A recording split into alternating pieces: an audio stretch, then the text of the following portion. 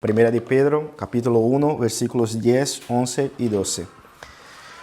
Los profetas que profetizaron de la gracia destinada a vosotros inquirieron y diligentemente indagaron acerca de esta salvación, escudriñando qué persona y qué tiempo indicaba el Espíritu de Cristo que estaba en ellos, el cual anunciaba de antemano los sufrimientos de Cristo y las glorias que vendrían tras ellos. A esto sí les reveló que no para sí mismos, sino para nosotros, administraban las cosas que ahora os son anunciadas por los que os han predicado el Evangelio por el Espíritu Santo enviado del cielo.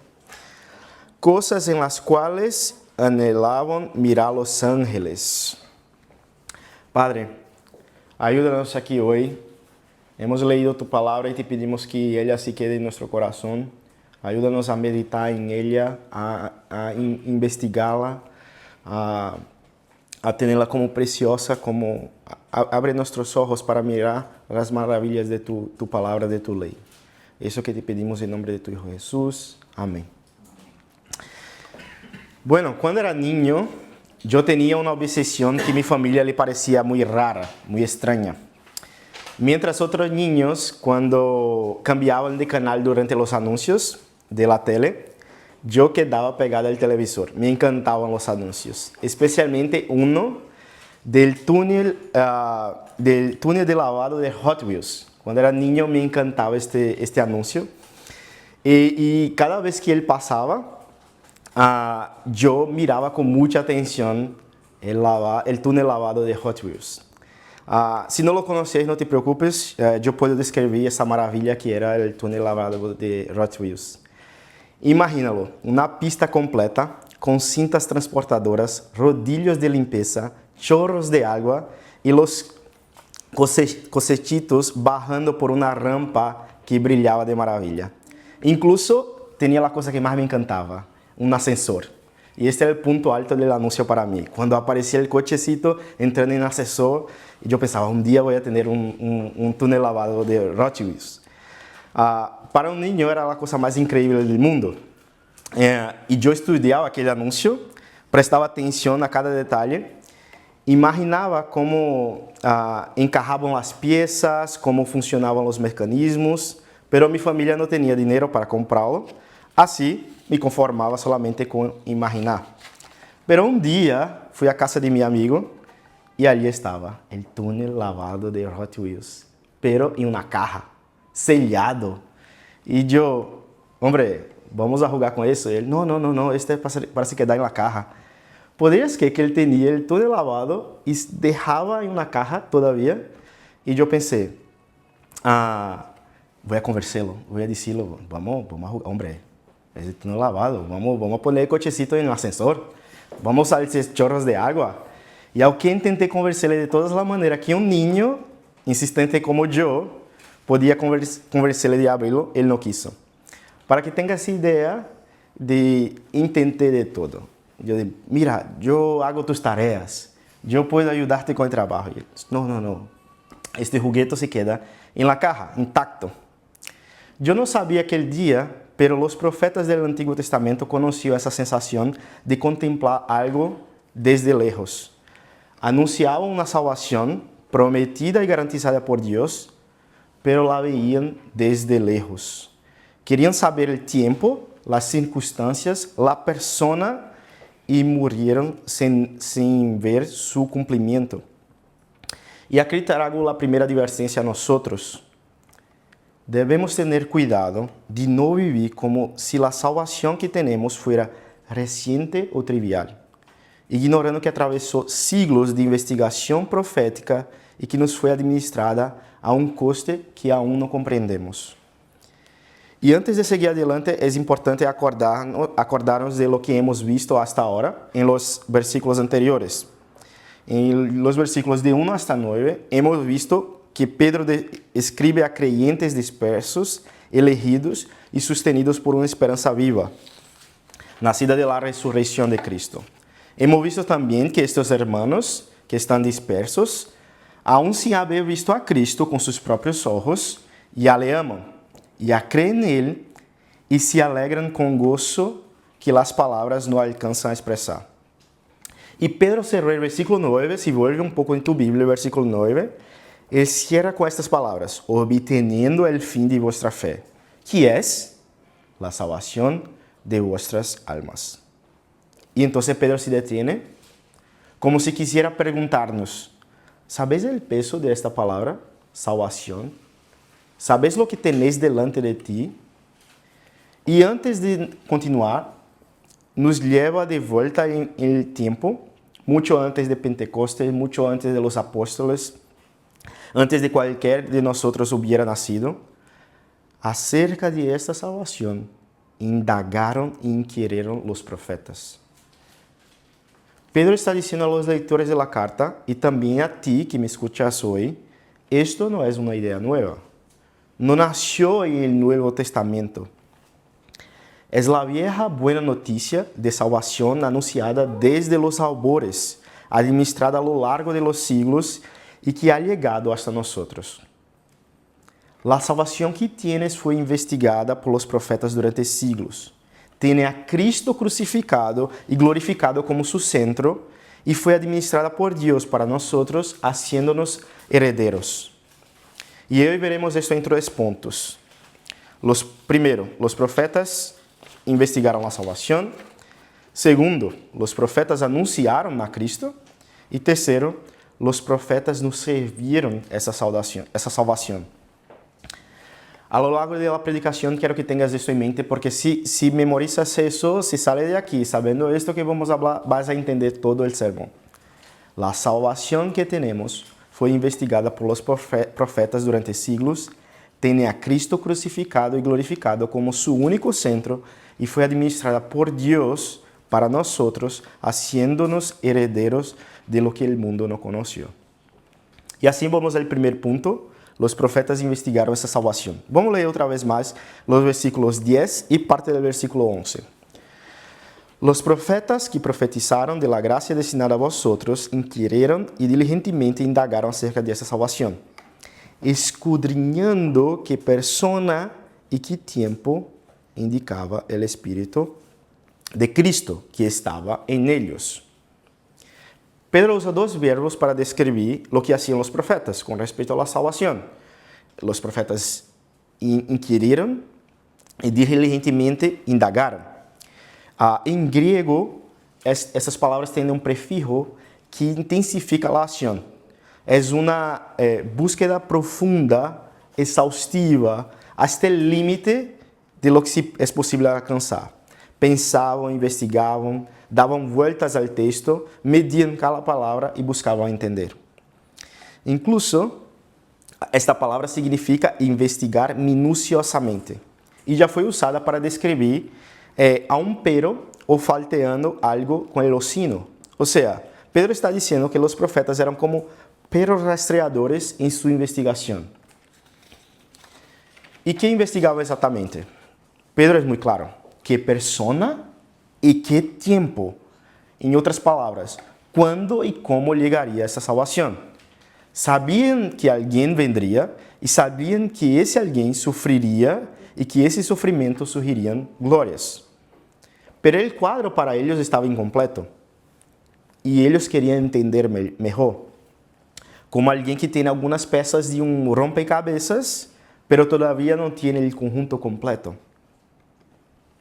Y aquí es importante hacer una distinción. Investigar no es dudar.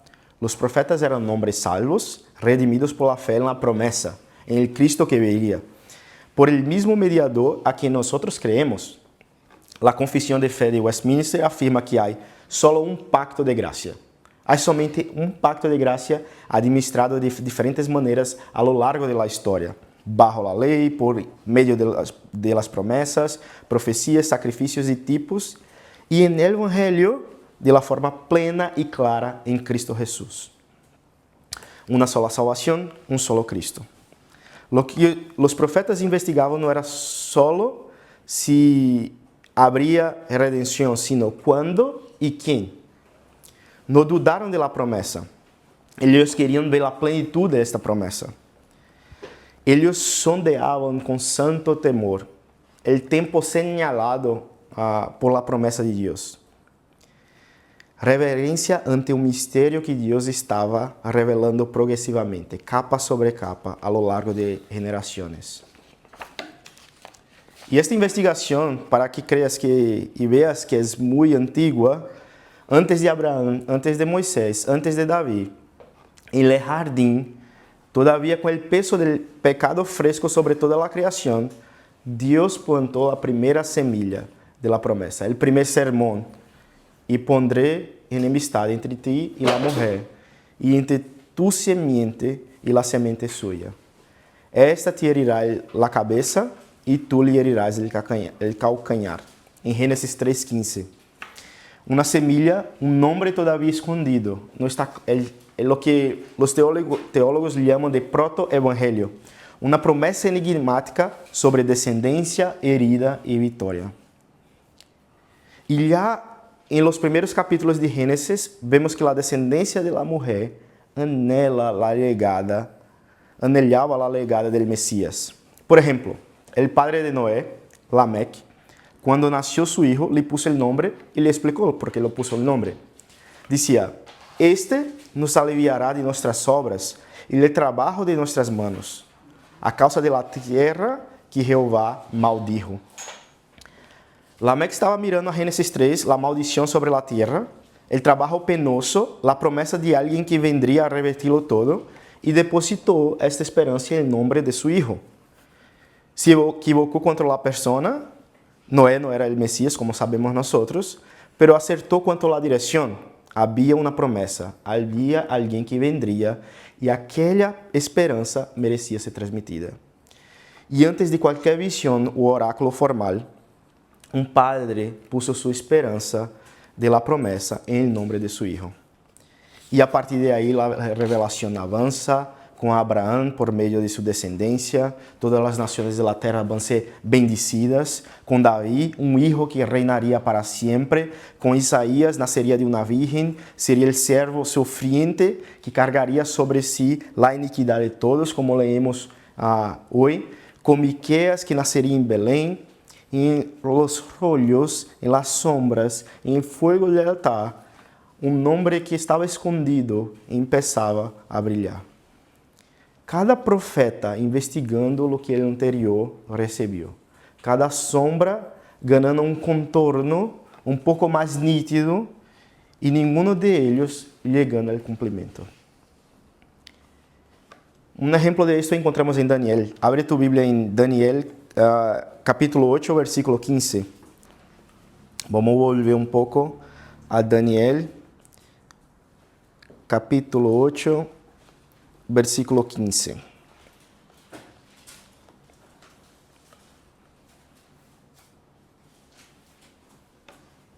E mantenha tu Bíblia em Daniel, porque vamos depois ao capítulo 9.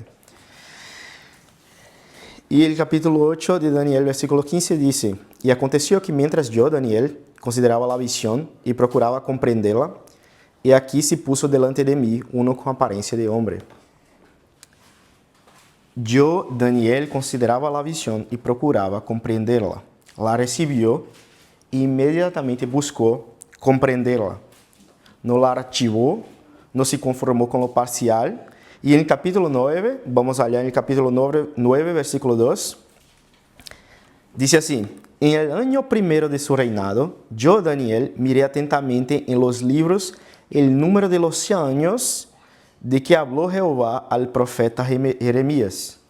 Daniel, sentado con los rollos de Jeremías delante de sí, investigando outro profeta. Um profeta investigando a outro. Está tratando de entender que significavam aquelas palavras de Jeremias, como encajavam no tempo em que vivia Daniel. E depois de décadas, visões, orações e investigação, a resposta que recebe Daniel está em capítulo 12, versículos 8 e 9. E eu oí, mas não entendi, e dije: Senhor mío, qual será o fim destas coisas? E respondeu: Anda, Daniel, pois estas palavras estão cerradas e selladas hasta el fim, el tempo del fim. Não era para o tempo de Daniel. estava sellado. Daniel investigou mais profundamente que qualquer profeta antes de ele, e aún sí murió sin ver el cumplimiento, creyendo en las promesas. Pedro no cuenta eso para nosotros solamente para enriquecer nuestro entendimiento sobre el Antiguo Testamento, Lo cuenta porque hay algo en esta enormidad que transforma el modo en que vivimos y el modo que leemos la Biblia. Piensa lo que significa para tu Biblia esta realidad que los profetas investigaron y inquirieron las Escrituras. El cristiano que entiende que los profetas estaban hablando de Cristo tiene una Biblia como un Antiguo Testamento, un territorio no extranjero. No es como algunos intentan decir que el Antiguo Testamento es para Israel y el Nuevo Testamento es para la iglesia. Tenemos un solo libro que incluso algunos dicen que el mejor término sería el Primer Testamento y el Segundo Testamento, porque el Primer Testamento, como habla Pedro, nos habla también de Cristo. El Antiguo Testamento habla de Cristo y los profetas sabían de eso. Entonces tu Biblia no va a se quedar más pequeña, sino más grande cuando investigas también como hicieron los profetas del Antiguo Testamento. Hay un pastor brasileño llamado Jonas Madureira que, hablando sobre este tema de investigar las Escrituras, de se detener en las Escrituras, dijo: existe una obra de Satanás para impedir que las personas profundicen en las Escrituras. Y esta obra empieza con la celebración de la ignorancia bajo el nombre de simplicidad. La ignorancia tiene nombre, se llama ignorancia. Una persona puede ser sabia, puede tener conocimiento y ser sencilla.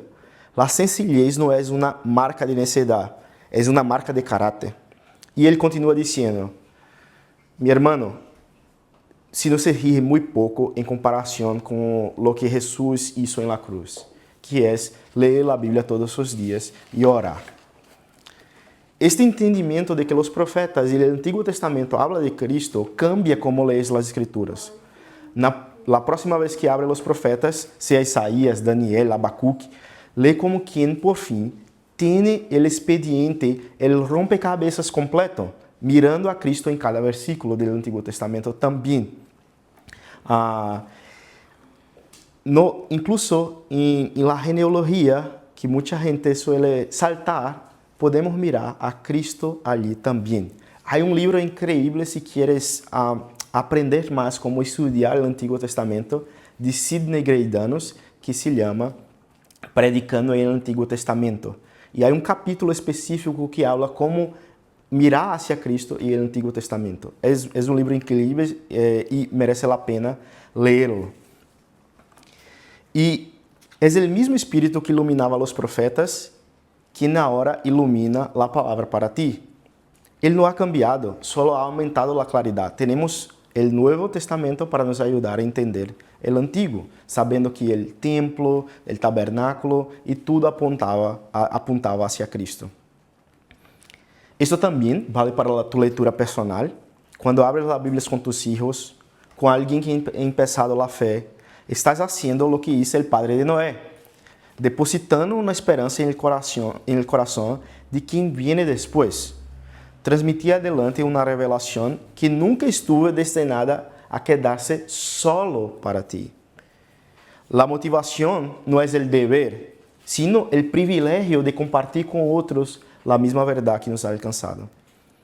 El menor discípulo de Cristo hoy está en una posición que Daniel, con todos sus ayunos, visiones e investigaciones, habría considerado extraordinaria. Tú tienes el rompecabezas completo que los profetas ansiaban tener. Y el texto que acabamos de ver describe a los profetas investigando quién y cuándo. Y ahora la parte B del versículo 11 nos dirá cuál fue la respuesta. Vamos a leer la parte B del versículo 11 de 1 de Pedro, capítulo 1.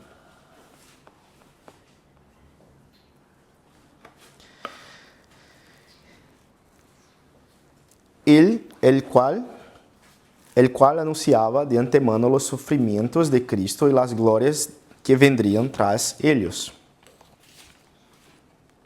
Pedro no deja espacio para especular sobre lo que los profetas estaban anunciando. Es muy claro, estaban anunciando a Cristo. Cristo desde el Antiguo Testamento. El Espíritu de Cristo que estaba en ellos, el cual anunciaba de antemano los sufrimientos de Cristo y las glorias que vendrían tras ellos. Tres cosas merecen la atención en esta frase. La primera, la identificación del Espíritu. Pedro dice el Espíritu de Cristo. Eso significa que Cristo no estaba pasivo en la revelación del Antiguo Testamento, esperando desde fuera hasta su propia encarnación. El mismo Cristo que se haría carne y habitaría entre nosotros estaba presente y activo en las profecías. Era su propia voz, por medio del Espíritu, la que hablaba, la que daba testimonio a través de los profetas. Los textos proféticos no solo hablan de Cristo, es Cristo hablando con nosotros también. La segunda es la expresión de antemano. É importante que quede claro, o plano não foi improvisado. A cruz não foi uma solução de emergência ante o pecado humano. Lo que os profetas anunciavam, o decreto eterno de Deus tomando forma em palavras. Cristiano, a cruz não foi um plano tardio nem falido, sino o decreto eterno do Senhor. E a terceira coisa que merece a atenção é o patrão que temos. Sofrimento primeiro, depois glórias. E notad que ambos estão em plural. Sofrimentos. Pedro não diz o sofrimento de Cristo em singular, pero diz sofrimentos de Belém a Galileia, de Getsemane al Calvário. Toda uma vida de humilhação, rechazo, pobreza e traição. E del mismo modo no dice la gloria en singular, dice glorias, la resurrección, la ascensión, Pentecoste, el regreso en gloria que nosotros anhelamos, el reino consumado, múltiples etapas en cada dirección. El patrón es sufrimiento y glorias. Y como leímos hoy en Isaías 53, describe el siervo despreciado, rechazado, que levou sobre si nossos dolores, e que depois verá a linaje, vivirá por largos dias, e a vontade de Jeová será em sua mano prosperada. Sofrimentos em plural, glórias em plural. Se miras o Salmo 22, começa com o grito de abandono, Dios mío, ¿por qué me has desamparado? E termina com a proclamação universal, anunciarão sua justiça, a pueblo no nacido aún, anunciarán que Él hizo esto. De la desolación de la herencia de las naciones, de la vergüenza a la corona, el Hijo pasó. Pero el momento más nítido que tenemos no está en los profetas, está en el propio Cristo después de la resurrección en el camino de Emaús. Dos discípulos caminam, confundidos e desolados. Jesús havia sido crucificado. Todo o que esperavam parecia haber-se acabado e um desconhecido se acerca. Eles contam o sucedido a estes desconhecidos e o desconhecido responde: ó insensatos e tardos de coração, para creer todo o que os profetas han dicho.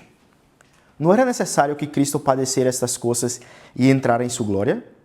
E começando desde Moisés e seguindo todos os profetas, les declarava em todas as escrituras lo que ele decía.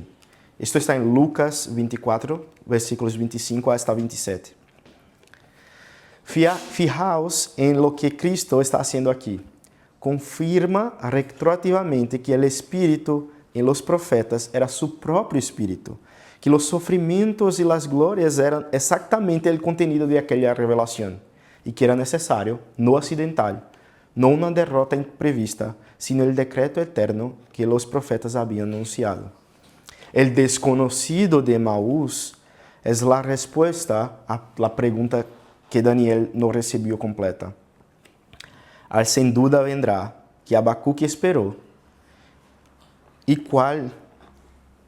cuando partimos la mesa, partimos el pan, compartimos la mesa, nuestro corazón, así como los discípulos, debe arder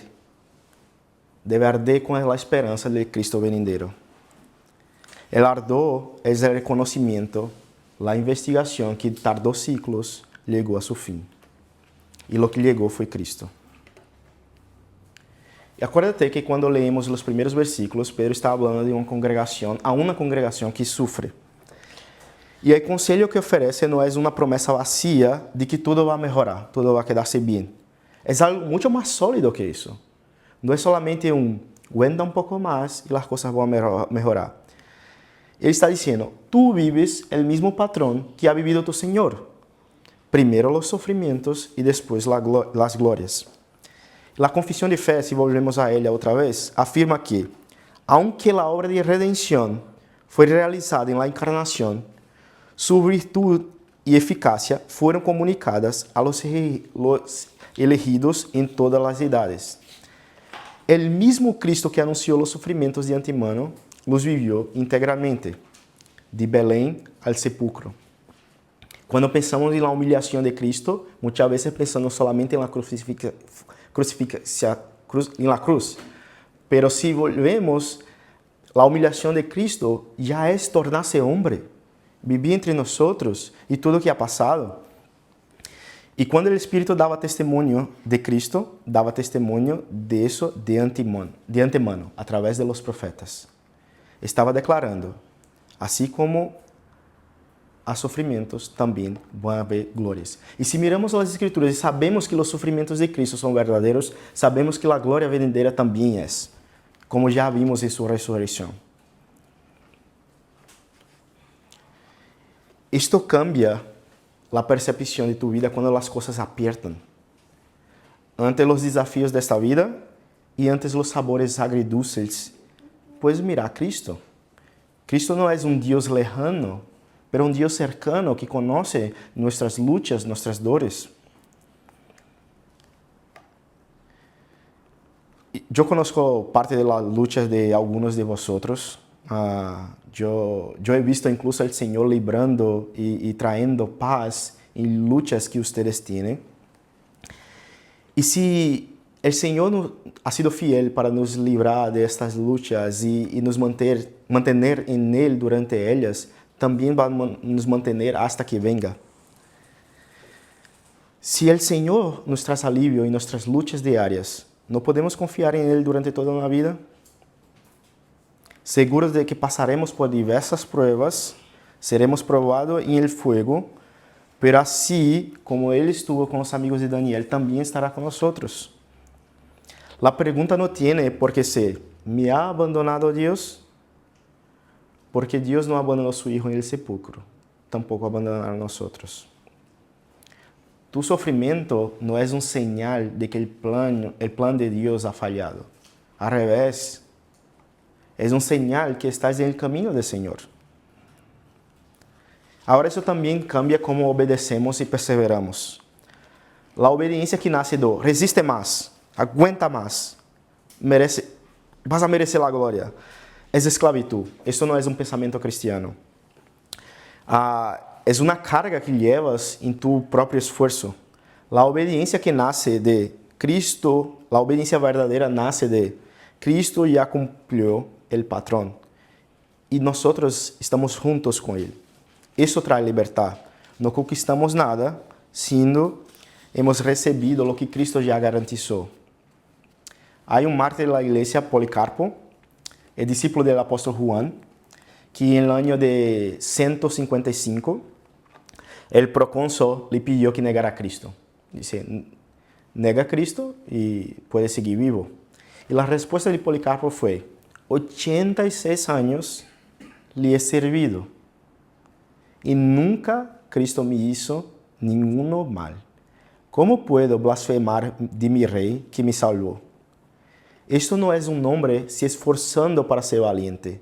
Es un hombre que, como los discípulos de Maús, ya ha reconocido el patrón.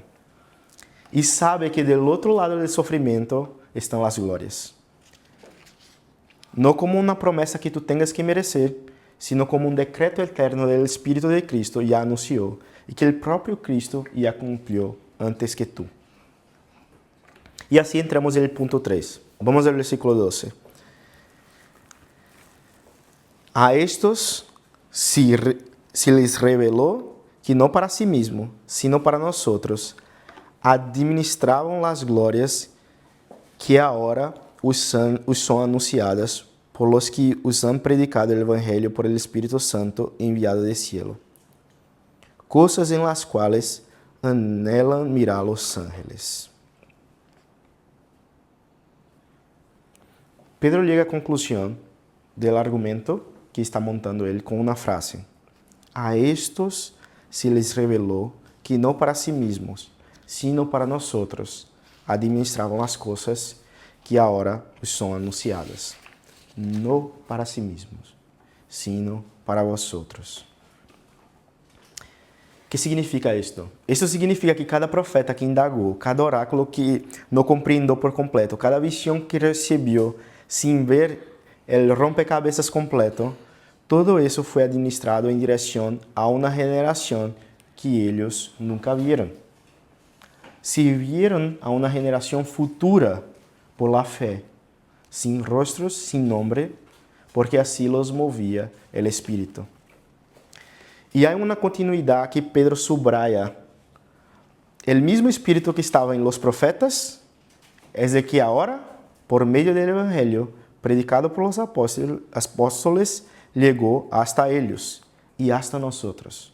Não é um espírito diferente, não é um mensagem diferente, não é uma história diferente, é a continuidade, é a revelação progressiva, não é um novo mensagem, é a mesma voz, a mesma salvação, a mesma fidelidade, o mesmo Deus, em plena claridade. Não era só para eles, era também para nós. A voz que falou a los profetas necessita ressonar em nós também. O mensaje que começou em Gênesis 3:15, que passou por los patriarcas, por los profetas, por los apóstoles, ha llegado a esta sala este domingo. E não se detém aqui. Deus nos ha dado a missão de transmitir hacia outros. A Gran Comissão é um chamamento de la igreja de ir e por todo o mundo compartilhar o Evangelho, bautizando e ensinando a gente, os novos discípulos, a guardar todos os mandamentos, tudo aquilo que o Senhor nos ha ensinado. Necessitamos mirar as Escrituras de la mesma maneira que os profetas. Necessitamos mirar este texto e nos acordar de que o mesmo Espírito que falou a los profetas também está em nós. E como estes profetas que serviram na geração futura, nós temos que servir a próxima geração. E há um detalhe que Pedro põe que me chama a atenção. Coisas em las quales anhelan mirar los ángeles. O término em original, em grego, está como los ángeles têm o cuello como levantado para mirar algo que querem contemplar, sabe? Eu que sou mais bajito, quando vou a um sítio, estou muitas vezes assim, querendo mirar. Esta é a ideia, querendo mirar algo e contemplar isso. E se miramos a Lucas 2, 13 e 14, nos mostra o que ocorre quando o objeto desse anelo finalmente chega. Abre tu Bíblia em Lucas 2, 13 e 14.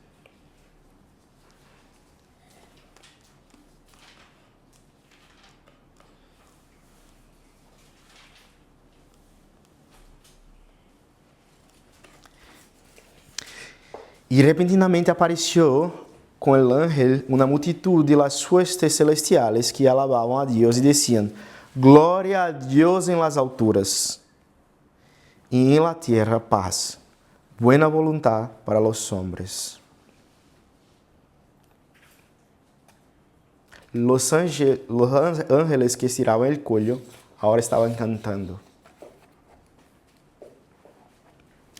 Hermano, el mismo espíritu que movía a los profetas habita en ti. Y así como serviram na geração futura, necessitamos carregar isso, não como um peso, pero como identidade, parte de quem somos nós. Cada vez que oís o evangelho predicado, é uma continuação de aquilo que o Espírito começou em los profetas. Cada vez que participas de la cena del Senhor, recibes a la mesa lo que outros antes de nosotros miraram solamente de lejos. El pan y el vino no son un ritual repetido, son el cumplimiento, puestos en tus manos, de la semilla de Génesis 3:15. Y porque eres heredero, no solo receptor, el mensaje no termina en ti. No por esfuerzo ni por obligación, sino porque el mismo Espíritu que movió a los profetas también está en ti. Cuando hablas la Biblia con tus hijos, cuando hablas la Biblia con un amigo, cuando hablas de Cristo con quien está a tu lado, cuando vives de tal manera que la salvación que tienes se hace visible, estás haciendo lo que hicieron los profetas, ministrando más allá de ti mismo. Y aquí hay que decir algo directamente. Puede haber alguien en esta sala o que escuche este sermón por internet que conoce esa historia desde niño, desde hace años. Ha escuchado mencionar de la Santa Cena, de los profetas, sabe sobre Cristo, sabe incluso puntos teológicos muy buenos. Ha escuchado diversas predicaciones, pero nunca ha recibido realmente a Cristo. Pedro dice que essa salvação foi administrada para vosotros, para ti, não para ser observada desde lejos, pero para ser recebida. E solamente porque estás em la igreja não quer dizer que estás salvo. Estar expuesto à luz não é estar a salvo, é estar em maior peligro. Os profetas não vieron lo que está viendo hoy. Los ángeles se inclinaron para asomarse a lo que está delante de ti. Esta salvación atravesó siglos para llegar hasta esa sala. Y la Escritura pregunta directamente, ¿cómo escaparemos nosotros si descuidamos una salvación tan grande? En Hebreos 2:3. No hay puerta trasera. Hay solamente una puerta y es estrecha. Y ella que conduce a la salvación. El juicio que recae sobre quien oyó y rechazó es más severo, no menos. Aquellos que nunca oyeron serán juzgados según lo que tuvieron. Por eso el juicio va a ser mayor, porque han rechazado la paz de Dios, el mensaje, el Hijo. Spurgeon, predicando sobre esse texto, dijo que el creyente que cierra los ojos a la luz corre el riesgo de las tinieblas densas reservadas para la eternidad. Hoy estás sentado en la luz. No salgas de aquí como entraste. Ven a Cristo porque fuera de Él no hay donde ir. Y si ya eres de Cristo, si ya eres cristiano, si amas la palabra, si amas a Cristo, aunque de forma imperfecta, si confías en Él, aunque sea con tropezos, ten buen ánimo. Ya ha recibido lo que los profetas esperaron por siglos. Cristo es el centro de la mensaje bíblica. Y ahora, esos 3 puntos juntos dicen una sola verdad. Los profetas investigaron con todo lo que tenían, con todo lo que les fue dado, y murieron creyendo, pero sin ver la llegada del Mesías. Y todo lo que investigaron y anunciaron fue administrado a nosotros.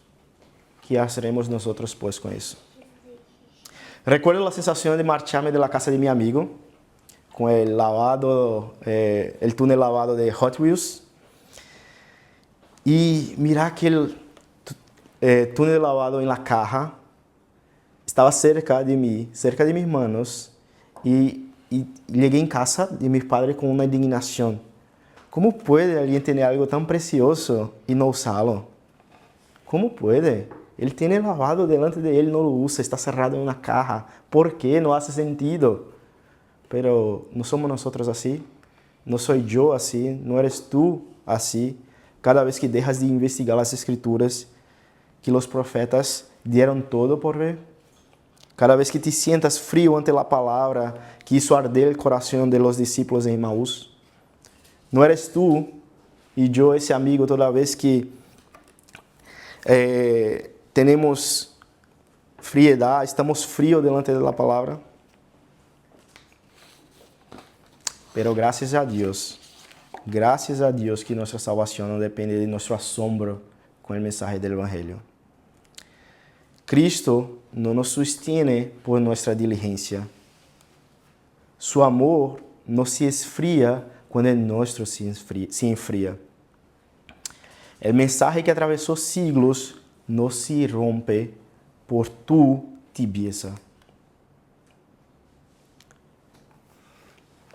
Señor, ten misericordia de nuestra falta de asombro ante lo que los profetas investigaron durante siglos.